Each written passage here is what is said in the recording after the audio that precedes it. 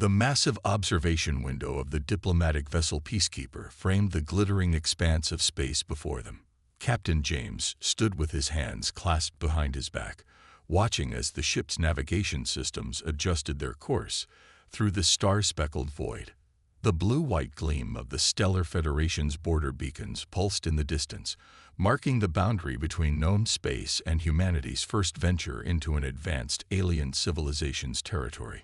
10 minutes until we cross their border, Captain, announced Tom from his position at the helm. His fingers danced across the holographic controls, making minor course corrections as they approached. James nodded, his reflection in the window showing the same calm expression he'd maintained since they'd left Earth space 3 weeks ago. Inside, though, his heart raced with the weight of his responsibility. This mission would determine humanity's place among the stars. The Peacekeeper wasn't Earth's most powerful ship. It wasn't meant to be. Its sleek white hull housed state-of-the-art diplomatic facilities, medical bays, and enough scientific equipment to make any researcher jealous. But unlike the warships of the Stellar Federation, it carried only minimal defensive systems. This had been a deliberate choice, one that had sparked heated debates back home. Federation patrol ship approaching, sir, called out Lisa from the sensor station. They're running active scans on us. Her voice remained steady, but her fingers tightened on the edge of her console. The crew watched as a dark, angular vessel 3 times their size emerged from behind a nearby asteroid. Its hull bristled with weapon ports, and its design spoke of a civilization that had evolved through conflict rather than cooperation. "Open a channel," James ordered, straightening his already impeccable uniform. "Let's show them why we're here." The main screen flickered to life, revealing the stern-faced alien commander. Their gray-scaled skin and prominent ridge-like features gave them a naturally intimidating appearance, but James had studied their species well enough to recognize the curiosity in their 4 pupilled eyes. "Human vessel," the commander's translator conveyed their words with a metallic undertone. "You are approaching Federation space. Our intelligence suggests your species has achieved faster-than-light travel within just the last century. Yet you approach in a vessel that our scans indicate is barely armed. Explain." James stepped forward, offering the greeting gesture they'd learned from their limited prior contacts. "I am Captain James of the Earth Diplomatic Corps. We come seeking peaceful dialogue and cultural exchange with the Stellar Federation." The commander's head tilted slightly. "Our records show your species has advanced from primitive chemical rockets to gravitic drives in less than 200 years. Such rapid advancement typically occurs only through warfare, yet we find no evidence of interstellar conflicts in your history. This is unusual. We would be honored to discuss humanity's development with your leadership," James replied, maintaining his diplomatic smile. "There is much we could learn from each other." The commander studied them for a long moment before responding. "Proceed to coordinates being transmitted to your vessel. You will be escorted by our patrol ship. Be advised that any deviation from the designated course will be considered a hostile action." As the transmission ended, the bridge crew exchanged glances. They'd all known the Federation's reputation for military might, but experiencing it firsthand was different. "Well," James said, turning to face his crew with a slight smile, "they didn't shoot us on sight. I'd call that a promising start." The nervous laughter that rippled through the bridge helped ease the tension. As they followed their escort deeper into Federation space, James watched the stars streak by and thought about the long journey that had brought humanity to this point. Their own bloody history, the lessons learned at terrible cost, and the conscious choice to seek a different path forward. The Peacekeeper's mission wasn't just about making first contact or establishing diplomatic relations. It was about showing a warrior culture that there was strength in choosing peace, wisdom in avoiding war, and power in knowing when not to use it. As they approached the massive space station that would host their first official meetings, James hoped they would succeed in teaching this lesson, for everyone's sake. The Federation's central meeting chamber towered above them, its walls decorated with trophies from 100 conquered worlds. Captain James and his small delegation walked down the center aisle, their footsteps echoing in the tense silence. Above them, row upon row of Federation officials watched with predatory interest. High Commander Rex stood at the head of the chamber, his massive frame draped in ceremonial armor that gleamed under the harsh lights. The scars on his gray-scaled face told stories of countless battles, and his four pupilled eyes narrowed as the humans approached. "So," Rex's voice boomed through the chamber, "these are the peaceful humans who think they deserve a place among the stars." His words dripped with barely concealed contempt. "Your ships are weak. Your weapons are defensive. You speak of diplomacy when you should show strength." James maintained his calm demeanor, though he could feel his heart pounding in his chest. "With respect, High Commander, there are many forms of strength." A rumble of dismissive laughter echoed through the chamber. Rex raised a clawed hand, and silence fell instantly. "Prove it then. Our combat arena awaits. Show us your warrior's strength, or leave our space and never return." "We didn't come to fight," James replied, his voice firm. "We came to talk." "Talk." Rex leaned forward, his massive frame casting a shadow over the human delegation. "Talk is the refuge of the weak. Your species advanced so quickly. You must have great warriors, great battles in your history, yet you hide behind words." James exchanged glances with Mary, his chief diplomat. She gave him a subtle nod. They had prepared for this possibility. "You're right about one thing, High Commander," James said, stepping forward. "We do have great battles in our history, terrible ones. That's exactly why we choose peace now." Rex's expression shifted slightly, showing the first hint of genuine interest. "Explain." "Give us 1 month," James proposed. "Let us show you why we choose to avoid war despite having the capability for it. If, after that time, you still believe we are weak, we will accept your judgment and leave."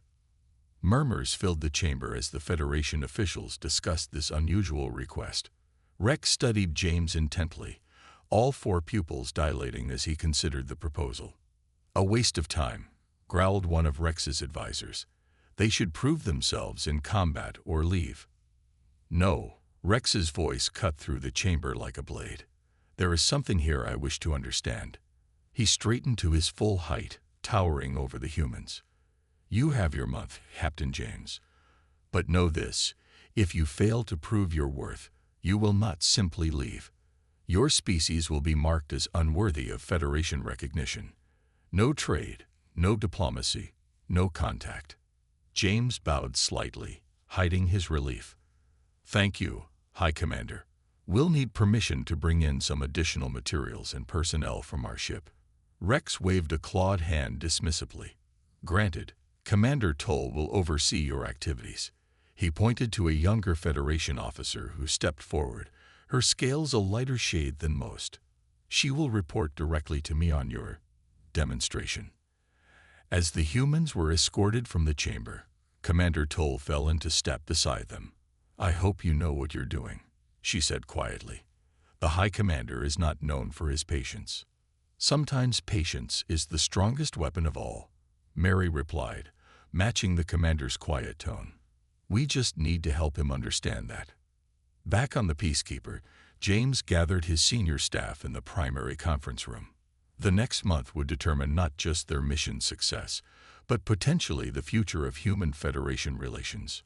"Send word to Earth," he instructed his communications officer. "Tell them we need the historical archives, particularly the war records. All of them." He looked around at his crew, seeing determination in their eyes. "We're going to show the Federation exactly why humanity chose peace, by showing them what we're capable of when we choose war instead." The holographic display filled the Federation's presentation chamber with images of Earth's past. Captain James watched the faces of the alien council members as footage of World War I trenches flickered before them. The sounds of artillery fire and the sight of soldiers charging across no man's land drew quiet murmurs from the assembled aliens.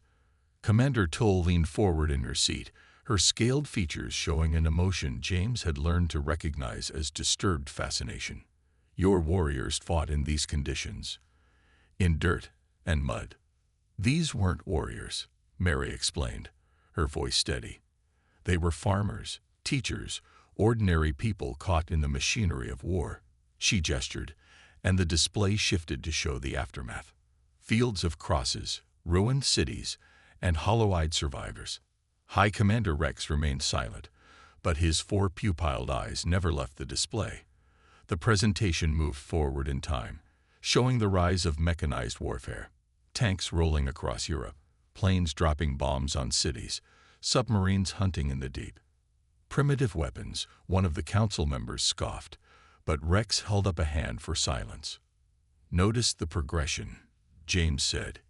In just 30 years, we went from rifles and trenches to this. The display changed to show the mushroom cloud rising over Hiroshima. The chamber fell completely silent. What kind of weapon is this? Rex demanded, rising from his seat. His scales had taken on a paler shade. We called it an atomic bomb, a weapon that split atoms to release their energy. James paused as the translator worked to convey concepts the Federation had never needed words for. This was just the beginning.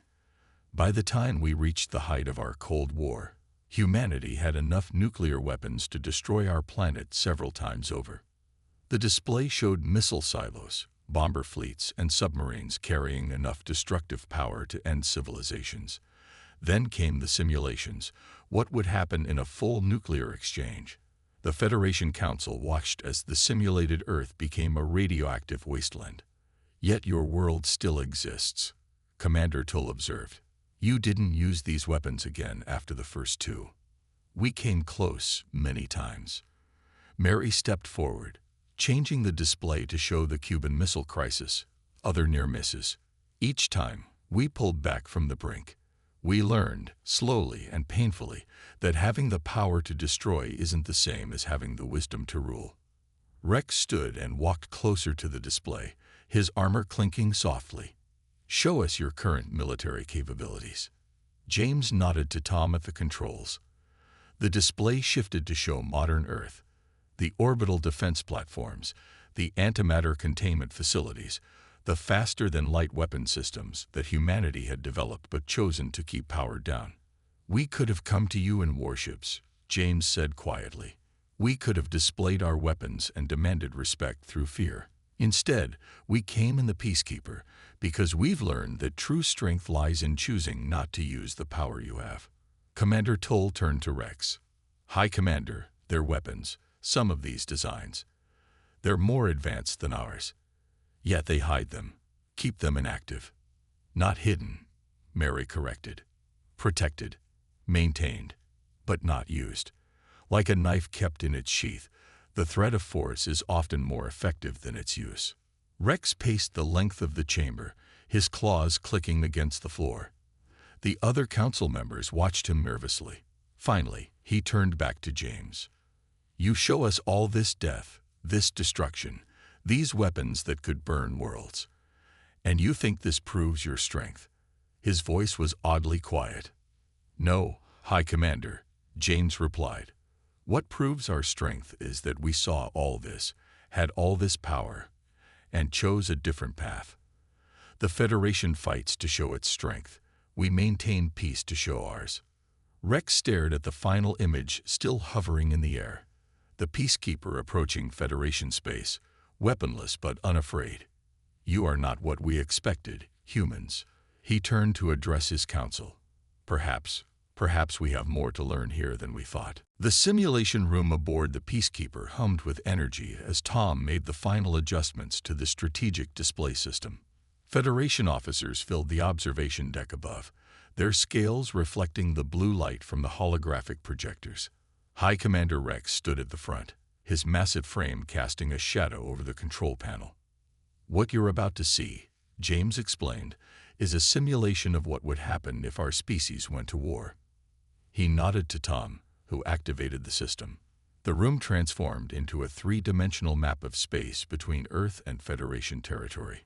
Impossible, one of the Federation generals growled. You cannot predict the outcome of a war before it happens.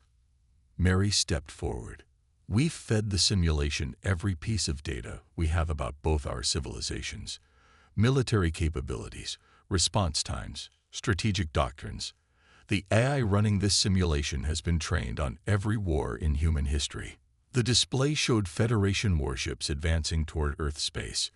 In response, seemingly empty regions of space lit up with previously hidden human defense platforms. The first battles erupted in brilliant flashes of light. Notice how your ships win the initial encounters, James pointed out. Your military doctrine is superior in direct combat. But watch what happens next. The simulation accelerated. Federation forces pushed forward. But with each victory, they triggered new layers of human defenses. Automated drones swarmed their supply lines. Quantum mines materialized in their wake. Civilian ships transformed into weapon platforms. Commander Toll leaned forward, her eyes widening. Your entire civilization is designed to be a trap. Not designed, Mary corrected. Evolved. Through centuries of warfare, we learned to build redundancy into everything. Every civilian ship can fight. Every trading post can become a fortress. Every mining facility can produce weapons. The simulation showed the Federation's advance slowing, then stopping. Their supply lines stretched thin, harassed by guerrilla attacks from ships that appeared human one moment and vanished the next. Now observe your home systems. James directed their attention to the other side of the map. Small human ships had slipped through the Federation's lines while they focused on the main assault. These ships weren't attacking military targets. Instead, they were spreading something else. Information. Mary explained as simulated Federation worlds erupted in civil unrest. History shows that empires built on military might have a critical weakness: their own people. We would share the truth about the cost of war with your civilians. Show them alternatives. Rex's scales darkened with anger. You would turn our people against us. No, James replied calmly. We would give them a choice. The same choice humanity made. The simulation reached its conclusion. Both civilizations remained standing, but heavily scarred. Federation worlds had split into competing factions. Human systems were devastated but rebuilding. The cost in lives and resources was staggering. Computer, run alternate scenario, Tom called out. The simulation reset, but this time showing both civilizations choosing cooperation. Trade routes formed. Cultural exchange flourished. Scientific advancement accelerated as both species shared knowledge. Within the same time frame, both civilizations had expanded further and grown more prosperous than either had managed through conflict. This is why we choose to avoid war, James said into the silence that followed. Not because we can't fight, but because we've learned that the cost of victory is too high. Even if we won, we would lose too much. Commander Toll turned to Rex. High Commander, their strategy. It's not about winning battles. It's about making war itself unprofitable. Rex studied the dual simulations for a long moment. You humans are more dangerous than we thought, he finally said. You don't just understand war. You understand peace as a weapon. Not a weapon, Mary corrected gently. An alternative. A better path. She gestured to the thriving civilizations shown in the peaceful simulation. This could be our future, High Commander. Not as rivals who respect each other's strength, but as allies who share each other's wisdom. The Federation officers looked at their leader, waiting. Rex's expression was unreadable as he watched the two possible futures play out before him. The choice between them would shape the destiny of both their species. The Federation's Economic Council chamber looked different from their military halls. Instead of weapons and battle trophies, the walls displayed charts and data streams. Mary stood before the assembled alien economists, her presentation ready. The atmosphere had changed since their earlier meetings. There was curiosity now, mixed with the usual suspicion. Your military achievements are impressive, said the lead economic advisor, his scales shimmering with age. But power must be maintained. War drives innovation. Conquest brings resources. How do you progress without conflict? Mary smiled and brought up the first display. Earth's economic growth curved upward sharply after their last major war. Competition, she said, doesn't require combat. She showed them the space race, how two nations had reached for the stars trying to outdo each other without firing a shot. The Federation economists leaned forward, their data pads flashing as they recorded everything. But surely this is an exception, another advisor argued. Progress needs pressure. Advancement requires struggle. Watch, Mary replied, changing the display. Side by side, two charts appeared. One showed the Federation's technological progress over the past century, steady but slow. The other showed Earth's explosive growth. You fight wars to gain resources. We trade for them. You conquer to acquire technology. We collaborate to develop it. Commander Tull, who had become their regular observer, spoke up from her position near the wall. But trade makes you dependent on others. Weak. James stepped forward to stand beside Mary. Does a bridge make two shores weak because they depend on each other? Or does it make them both stronger by connecting them? The Economic Council murmured among themselves. Mary continued, showing how Earth's nations had rebuilt after devastating wars. Former enemies now work together on massive projects. Orbital habitats, terraforming initiatives, deep space exploration. Your way is slow, the lead advisor noted, studying the data. Conquest is faster. Is it? Mary brought up new figures. The cost of the Federation's last 3 expansion campaigns appeared next to the profits they'd gained. How many ships lost? How many resources spent? How many skilled workers killed? And after you conquer a world, you must spend more resources keeping it controlled. She switched to Earth's trade statistics. Meanwhile, willing partners work to make themselves more valuable. They innovate because they want to, not because they're forced to. Every trade route becomes stronger over time, not weaker. The lead advisor's scales shifted color, a sign of deep thought, James had learned. Yet you maintain military capability. You showed us your weapons. Because we understand reality, James replied. Peace through strength isn't a contradiction, but strength doesn't have to mean constant war. Mary highlighted a particular section of data. Look at your own numbers. Your military spending versus your economic growth. Now, look at ours. The contrast was stark.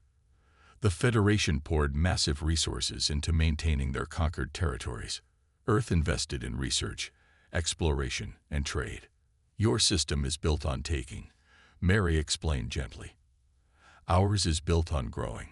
Given time, growth will always outpace theft. Commander Tull pushed away from the wall and walked closer to the displays. Show them the education statistics, she said quietly. All eyes turned to her in surprise. I've been studying their records. Show our council how they train their people. Mary nodded and brought up the comparison. Earth's education system, focused on innovation and critical thinking, produced far more scientists, engineers, and inventors per capita than the Federation's military-focused training. A soldier can take a resource, Mary said into the thoughtful silence. A scientist can create one. A warrior can win a battle. An engineer can make battles unnecessary. She gestured to the gathered data. This is why we choose peace, not because we're weak, but because we found a better way to be strong. The lead advisor stood slowly, his ancient scales catching the light. High Commander Rex must hear this analysis. The numbers, they cannot be ignored. He turned to his fellow council members. Perhaps it is time for the Federation to consider alternatives. Commander Tull watched the economists file out, deep in discussion. You're changing minds, she said to Mary and James. But change can be dangerous in the Federation. Be careful. Not everyone will welcome these ideas. James nodded, understanding the warning in her words. They had shown the Federation the cost of war and the profit of peace. Now came the hardest part, helping them accept it. The massive viewing screen aboard the Peacekeeper showed Earth in all its blue-green glory. The Federation observation team stood transfixed by the sight of city lights spreading across the night side of the planet. Ships of all sizes moved in careful patterns around the orbital stations, like a dance that had been practiced for centuries. No weapon platforms, one of the observers noted, checking his scanners again. No defense grid. How do you protect your homeworld? Watch, Tom said, sending a signal to Earth's traffic control. Within seconds, several of the seemingly ordinary cargo ships transformed, revealing hidden weapon systems. Civilian stations shifted, armor plates sliding into place. Even some of the orbital advertising displays flickered, showing themselves to be disguise nets for defensive satellites. Everything serves two purposes, James explained, but we prefer the peaceful one. Commander Tull, leading the observation team, nodded in understanding. Like your people, we've watched them for days now. They don't act like warriors, yet you say they can all fight if needed. The view changed to show a busy street in New York. People rushed about their daily lives, peaceful and productive. A small incident broke out. Two people arguing over a minor collision of their vehicles. Instead of fighting, they exchanged information and let traffic officials handle it. Our strength isn't in constant combat readiness, Mary explained. It's in choosing when not to fight. Look there. She pointed to a building where former soldiers were attending college classes. Those are veterans, warriors who chose to become engineers, doctors, teachers. The observation team toured Earth's major cities through the viewing screen. They saw sports stadiums where people competed fiercely but peacefully. Research centers where scientists from former enemy nations worked side by side. Schools where children learned both history's mistakes and its triumphs. This is what we wanted you to see, James said. Not just our weapons or our defenses, but what we build when we're not using them. One of the younger observers, his scales still bright with youth, spoke up. High Commander Rex says peace makes people soft, weak. But these humans, he gestured to a construction site where workers were assembling a new orbital elevator. They're building things we've only dreamed of. Commander Tull watched as the screen showed more examples of human achievement. Medical facilities that could regrow lost limbs. Quantum computers solving problems that would take traditional systems centuries. Ships preparing for deep space exploration beyond the known galaxy. They channel their aggression, she realized aloud, into sports, into business, into exploration. They don't suppress their warrior nature. They redirect it. The view shifted to a military base where soldiers trained alongside civilian emergency teams. They weren't practicing war. They were preparing for natural disasters, space accidents, rescue operations. Your people still fight, another observer noted, but not against each other. We fight disease, Mary agreed. We fight ignorance. We fight the challenges of space. And yes, we maintain the ability to fight enemies if we must. But it's our last choice, not our first. The screen changed one final time, showing the moon base where Chinese and American scientists worked together. The Mars colonies where Russian and European crews lived side by side. The asteroid mining operations run by international teams. 50 years ago, James said quietly, some of these nations were pointing nuclear weapons at each other. Now they're pointing telescopes at the stars instead. Commander Tull turned to face James and Mary. The Federation Council meets tomorrow to discuss your case. Some still favor the old ways, but others, she glanced at her team, seeing the impact of Earth's example in their expressions. Others are beginning to ask new questions. Questions are good, Mary smiled. Questions lead to understanding. And understanding, one of the younger observers asked. Understanding leads to peace, James finished. Not because it's easy, not because we're weak, but because we've learned it's the smartest way to be strong. As the Federation team prepared to return to their ship, Commander Tull lingered behind. You've shown us much, she said softly. Perhaps too much. Change comes slowly to the Federation, and not everyone welcomes it. Tomorrow's council meeting will not be easy. James nodded, watching Earth rotate slowly on the main screen. The hardest battles, he replied, are the ones we fight with ourselves. The Federation's Grand Council chamber erupted in chaos. Council members shouted over each other, while High Commander Rex stood silent at the center, watching the disorder spread through his usually disciplined ranks. The past month had shaken the very foundations of their society. "We cannot abandon our ways," roared an old general, his battle-scarred scales reflecting the harsh light. "Military might has kept us strong for 10,000 years, and kept us stagnant." Commander Tull shot back, standing tall despite being younger and lower ranked. "The humans have shown us proof. We grow slower than we could. We waste resources. We—" Silence. Rex's voice cut through the noise like a blade. The chamber fell quiet instantly. He turned to where James and Mary stood calmly watching the debate. "You have caused quite a disturbance among my people, humans." "Ideas often do that," James replied quietly. "Change isn't easy. We learned that ourselves." Rex walked down from his platform, his ceremonial armor clinking with each step. The chamber remained deadly silent as he approached the humans. Even the most aggressive warhawks held their breath. "When you first arrived," Rex said, his voice carrying to every corner of the chamber, "I thought you were weak. Foolish." He stopped in front of James. "I was wrong." Murmurs rippled through the crowd. High Commander Rex had never admitted to being wrong about anything. "Your weapons are mighty," Rex continued. "Your defense is clever. Your economy stronger than ours. You could have come to us as conquerors." He tilted his head. "Instead, you came offering peace, not from weakness, but from wisdom." "High Commander," the old general protested, "you cannot seriously consider." "I consider everything." Rex cut him off. "That is why I lead, and you follow." He turned back to the humans.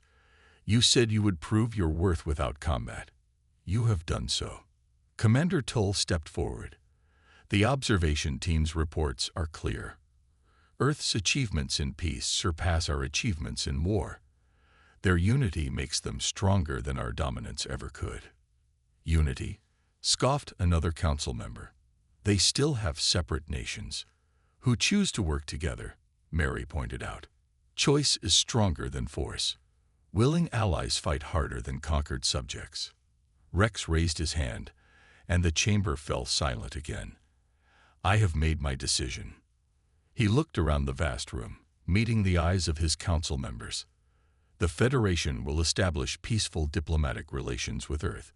We will learn from them, trade with them, grow with them. And if they betray us," someone called out, "then we will remember that they chose peace despite having the power to wage war," Rex answered. "And we will remember why." He turned back to James and Mary. "Your month is over. You have proven your worth, not through combat, but by showing us a better path. The Federation accepts Earth as equals." The chamber exploded again, but this time with a mixture of reactions. Younger members cheered while older ones grumbled. Commander Tull smiled openly, not hiding her approval. "There will be resistance," Rex said quietly to James. "Change comes slowly to a society built on war." "We know," James replied. "Earth wasn't transformed overnight either, but each step away from conflict is a step towards something better." Rex nodded slowly.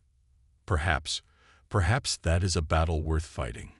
Not with weapons, but with wisdom."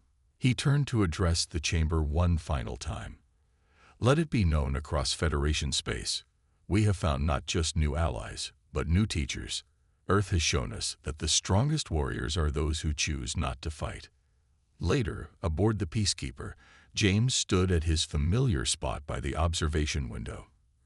Earth had sent word that more diplomatic ships were already on their way. The Federation was sending its first peacetime ambassadors. "Do you think it will last?" Tom asked from his station. James watched as Commander Tull's ship took up escort position alongside them. "Not as guards now, but as honored allies. It will take work," he said. "Peace always does. But that's why we choose it, because the hard path is usually the right one." Mary joined them at the window. "They're already talking about joint scientific missions, cultural exchanges, trade agreements. And the Warhawks?" Tom wondered. "We'll learn," James smiled. just like we did. Not because we forced them to, but because peace simply works better. The Peacekeepers' engines hummed to life, ready to take them home. Behind them, the Federation's territory no longer seemed like hostile space. Instead, it felt like the beginning of something new. A future built not on the strength of weapons, but on the power of choice.